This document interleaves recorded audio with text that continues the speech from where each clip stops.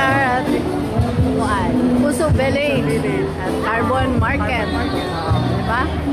Oh, so, i-open na nila. So, naglabi din dahan tos Lubua. Sa pa, tos Lubua. Then, pongko-pongko nga style. They even have that table nga. Mubo yun kaayo. Just to suit the tos Lubua. So, napay sounds. So, it's a night vibe.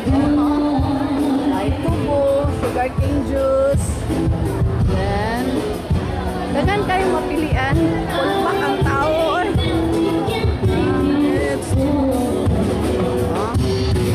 Dagang pag-shops nga wala pa.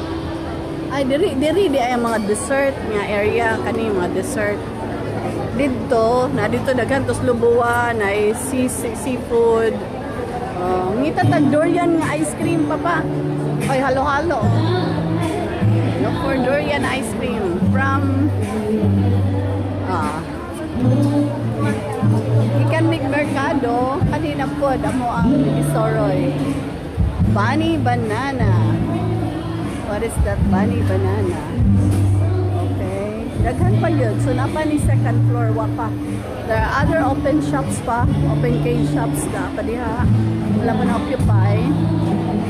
So, Baso, the new Get 2 in Cebu for food. Variety of food nga imong mapilian. So, get a feel.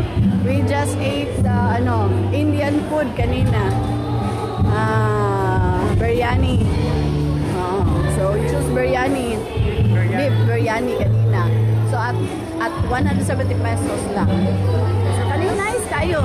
If you have a sweet tooth, this is a good avenue for sweet tooth. So, a lot of sweet desserts. Halo-halo, lemon, cocoa milk tea, go-go milk tea, then chegs. Oh, they have chegs. Yeah. Oh. So, tubucain. So, with pulpak off. Most are standing because wala na gid sila lingkuran. So, nice kayo ang ambience. So, nice ang ambience. Look at that. So, young adult seniors. Bagoong city. Katong walay problema sa kidney. Bagoong city. So, hipon yun. Nata pastries.